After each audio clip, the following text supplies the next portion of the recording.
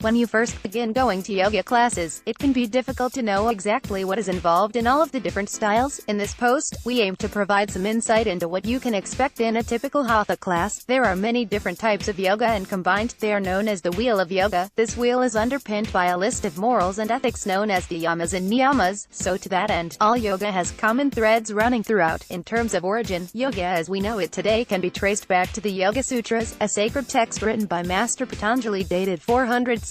Further to this, other key scriptures, such as the Hatha Yoga Pradipika, document the application of the practice in everyday life. Hatha Yoga literally means yoga of force or effort, so whilst a major part of the practice relates to a way of seeing and living, it's the practical elements that really separate it from the other spokes on the yoga wheel. In our modern understanding, Hatha has become another style, but really it's the umbrella term for every practice involving asana, posture, so all the different styles available at most studios: Ashtanga, Iyengar, Jivamukti, Vinyasa, Yin, Kundalini, Power, Rocket, Hot, everything really can all be considered Hatha Yoga. For further information on different types of yoga, take a minute to read our Yogamatters Guide to School of Yoga blog post. However, this doesn't necessarily help you understand what your average Hatha-specific class is likely to consist of, so let's break it down. Through the practice, we are essentially creating awareness on multiple levels: physical, mental, emotional, and energetic.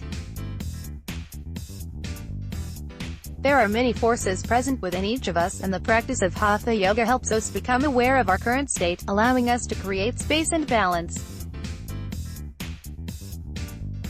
Light and dark, masculine and feminine, hot and cool, effort and relaxation, tension and ease.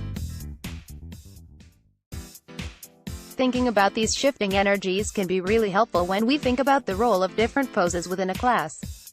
Usually, a Hatha practice will involve a combination of some or all of the following. Pranayama breathwork is arguably the most important component of any physical yoga practice. A strong connection to a deep and steady breath is a key part of Hatha Yoga. Warm-up. The warm-up in a Hatha class is usually very gentle and rooted with the breath. When I teach a warm-up, my main aim is to create some movement in the spine and also to release tension in the key areas of the body that can get tight, e.g. hips, shoulders and hamstrings. Standing postures. Reminding ourselves of this idea of opposition, the standing poses help us to feel grounded and rooted through the soles of the feet, whilst also creating space and growing towards the sky. You can think of standing poses like chewing gum, being stretched in either direction, finding space in the spine, arms and legs, lengthening and toning. Balance is usually, once we've established stability through some standing poses, it's time to make things interesting and work into balances. These asanas are fantastic for creating focus, for teaching our body to adapt and to concentrate the strength laid down in the foundations of the standing section. In balances, we are building the deep core muscles which stabilize us and also find stillness, both physically and mentally. Favorite prop. The yoga brick. Seated postures. I think of seated postures as the part of the practice which really helps us work internally. Forward folds and twists help us massage our internal organs, improving blood flow and digestion. During the seated part of the practice, we also stretch the legs without bearing weight and also bring space and release tension to the lower back. Favorite prop. The yoga block. Back bends. I love every element of a Hatha class, but I have to say that when we get to back bends, that's my favorite part. Here, we create space in the front body, stretching the abdomen and opening the heart space.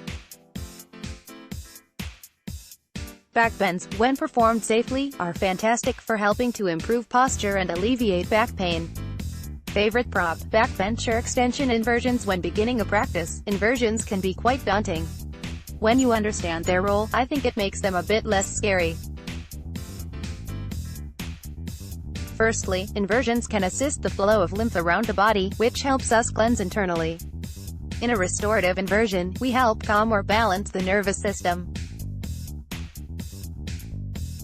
In a more active inversion, we build strength in the upper body and challenge ourselves to find the correct alignment and center of gravity. Savasana. At first, it's easy to underestimate the significance of this pose. Despite the fact that you're just lying down, there is an incredible amount happening in Savasana.